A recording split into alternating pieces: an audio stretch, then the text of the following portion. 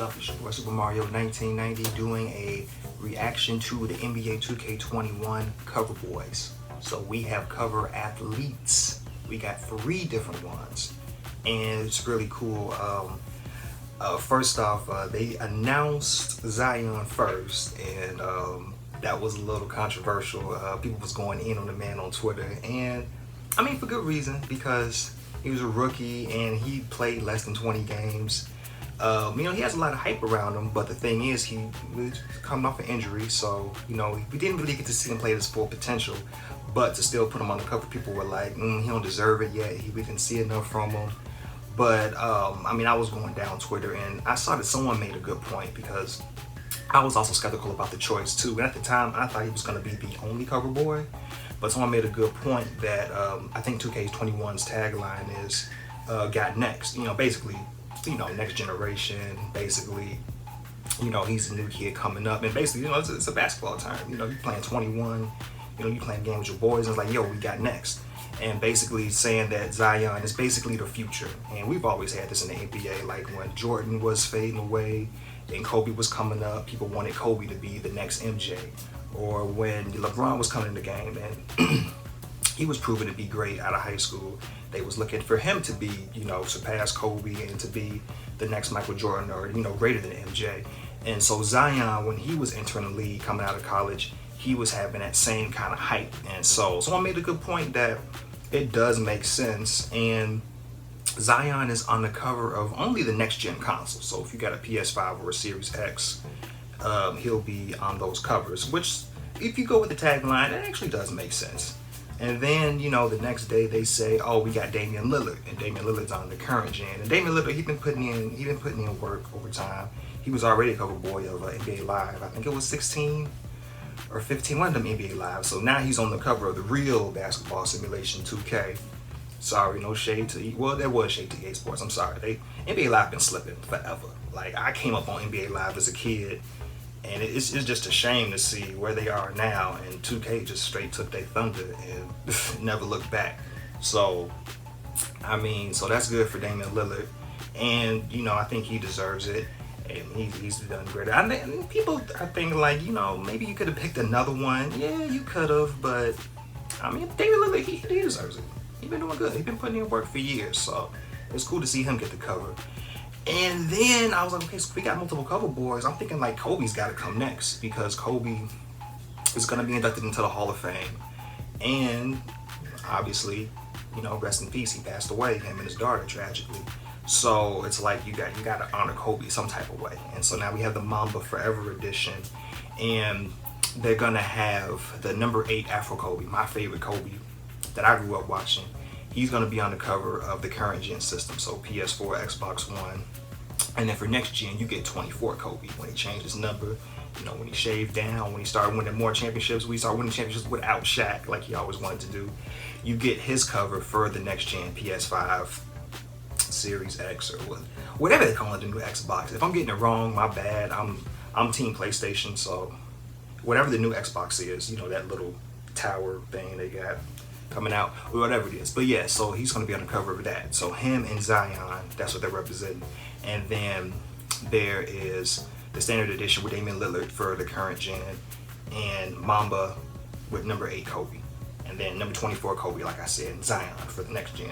So that's how that's going, and so I think it's pretty good. So big ups to Zion. We just gotta lay off the brother, man. Like, even me, myself included, because I'm kind of like, I ain't impressed. But then my brother's kind of looking like, yo, man, like he got off an injury. He already, he young, he a rookie. He got to get adjusted to NBA, like the strength, the speed. He's still coming off that injury, so y'all gotta just wait and let him play a full season with his full potential. So I'm gonna lay off the man, give him his props. That's what's up. It goes with the tagline, like I said, who got next? So, we just gotta see. Only time will tell if Zion can live up to that hype. And then Damian Lillard, big ups to Damian Lillard. Like I said, that man been putting in work for years, so good job for him, And of course, Kobe, you gotta do it. You gotta honor Kobe. Hall of Famer, just passed away, so you gotta do it. So I was honestly, myself, was gonna say on a pass on 2K21, knowing that new systems are coming out, because I'm not going to be an early adapter. I'm not going to be a day one or even a year one PS5 buyer. I mean, these days, I feel like you just gotta wait because the new systems come out, and it's all cool and everything. You know, you got the hype train going, but the libraries are kind of low. The bugs are still, kinks gotta still get worked out and everything, and prices are high. So I like these days to just wait a year or two for the prices to come down, for libraries to be more established and, you know, more broad, and overall just prices going down. You know, now I get the games like 20, 30, maybe even $40, and then, you know, get the system $100, $200 down. You got updates galore since then, you know, so now the system runs smooth as ever. All the little kinks are, you know, worked out and everything. So I mean, these days I just like to wait till later. So I was thinking to myself, like with sports games, just don't even, if you're not gonna get the new system right away, don't even, just X them off. Like, don't even get them. You know, just wait till you get the new system, because what happens is they taper off. You know what I mean? Like, they have the current systems, because you're trying to sell the new systems. You know what I mean? You're trying to sell the next gen stuff. So you want all your best potential stuff locked into, you know, the what's new. And then for the older stuff, you kind of like, you know, you tapering it off, you capping it. So it's kind of like, okay, you're not gonna get the best potential version of the game because you're stuck in the last gen. So it's kind of like, you know, just lay off that. But for Kobe, and because they're giving me number 8 Kobe, my favorite Kobe that I grew up off of, like I said, you know, watching Afro Kobe, I actually might think about getting 2K21. Just get that Mamba Forever edition, because I just got to see what the game actually offers, and of course I got to see what it offers for the PS4, because I'm pretty sure it's going to be different than the PS5 experience. Obviously, graphic wise and loading time wise, because I got PlayStation, I plan on jumping to PS5, but maybe like 2-3 years down the road. But I mean, with PS5 it's bragging and boasting. Of course, it's better graphics and basically no load times. So obviously, you're gonna get load times for PS4, and you're gonna get, you know, you're gonna get the standard graphics. I feel like for PS4, I don't think they're gonna improve that much, but you're definitely not gonna get no PS5 graphics on no PS4. Wouldn't be no need for a PS5 if you can get that. So I just gotta see like what game modes are they offering. Like, you know, they like to lock certain modes out of the current gen and just put it in the next gen. So I just gotta see what I'm missing out on and see if the current one is gonna be worth it, especially spending $100 for Kobe. Is it gonna be worth it? Is it gonna be something I'm gonna play? Because like I'm really these days just into, I don't play online, so I'm really just into my career. So there's not my career and my GM. And my GM on 2K20, they straight jacked that up. That pissed me off. Whatever direction they was trying to go in, they can scrap that. Because they was like locking you out of certain, you know, things. And like, oh, you couldn't control your starting lineup. You couldn't make certain moves. You had to build trust and all that. It's like, no, I'm a GM. Give me my control day one. Like, come on. Like, some of that stuff just doesn't make sense. Especially your starting lineup. Like, I should be able to overrule the coach and be like, yo, this is who I want to start. Do that. Like, I'm above you. You're the coach, but I'm above you. So if I want to start a lineup, do what I say do. Like, well, how come the coach will override me on the starting lineup and I'm the GM? I can see certain like front office moves. Maybe the president wants to do that and be like, yeah, man, you gotta, you know, prove yourself. I'm above you, so if I want to do some moves, I'm gonna make the moves, and you just do what you do with it. I can understand that, but to like just restrict everything, hopefully they scrap that for my GM. But no one really plays my GM, so I don't know if they're gonna really pay attention. But that was just stupid. I didn't even play it on 2K20. I just did my career, and that was it. So I'm really just into my career and just play now. Honestly, that's really all I'm into. Blacktop, that's really all I like. So it's got to be some overwhelming stuff in those areas for me to want to get that $100 for Kobe's edition. But yeah, and the main reason why I really want Afro Kobe and everything, because like just growing up, I love basketball. I actually wanted to be a basketball player, but obviously wasn't talented enough. So stand up for me.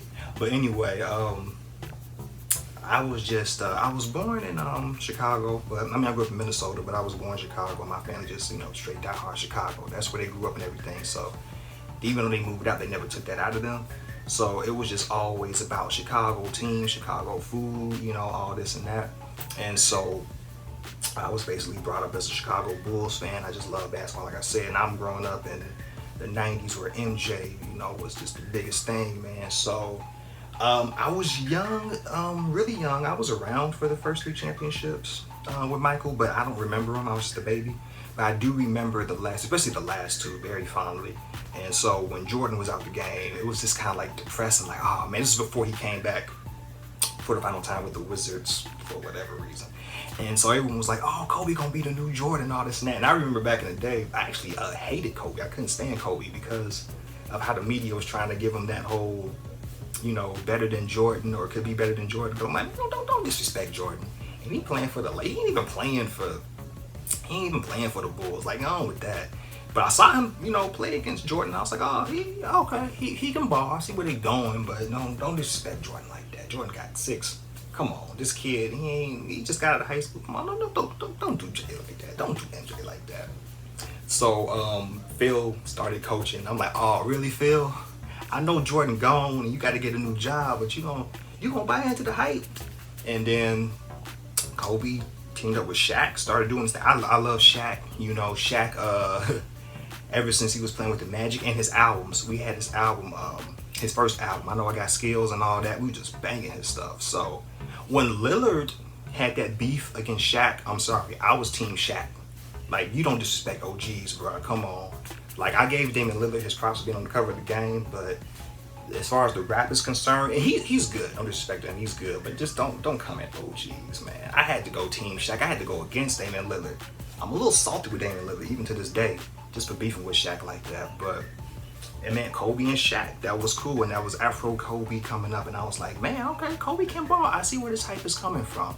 And I just really cherish those moments, especially when they were going for the 3-peat and playing against the Kings. Just so many good memories just watching that team. And so it's really cool to see that he's going to be honored with the Mamba edition for the current gen with the number 8 Afro Kobe. I really wanted that. I had 2K17 Legend Edition. Like you said, I got my poster in the back. I was like, oh, that's cool, but they should have had the number 8 Kobe in there too a little bit. It was just always about 24 Kobe. I'm like, 8 Kobe, that was the one that I really, really liked, that I really, really got into basketball with, that really got me through tough times. Because when Jordan was retired for that second time, man, we was feeling it. It was like, man, the Bulls is over. Like, who do we look up to now? So I ain't gonna lie, I bandwagoned to LA. I was down with LA. I'm down with the Lakers. Like, yo, okay, Lakers. So sorry. Bulls, I root for y'all when y'all do good, but right now it's the Lakers. So I clout chase. I'm sorry. But yeah, so I really do want this Kobe edition. So we'll see when they make more announcements and when I see what's up with the current gen versus next gen, just to see what's up, just to justify the purchase, So yeah, this your boy Super Mario 1990. I'm in. Peace out. And let me know which version that y'all interested in too. Or y'all favorite basketball moments. Peace.